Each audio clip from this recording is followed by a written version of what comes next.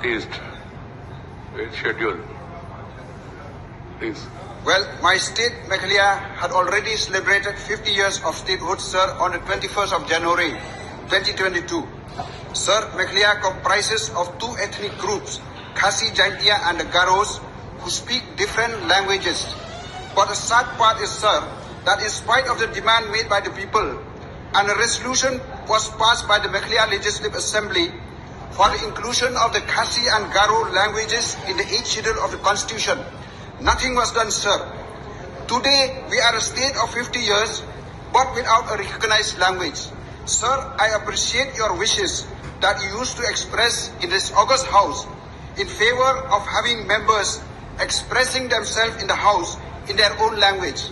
Sir, I take this opportunity to request you, through your good office, sir, to impress upon the government that though 50 years we are a state without a language, right, but at least on attaining 50 years of statehood, the government may recognize us by including the Khasi and Garo languages in the 8th schedule of the Constitution. Thank you, sir. Thank you, Anwar Aiji.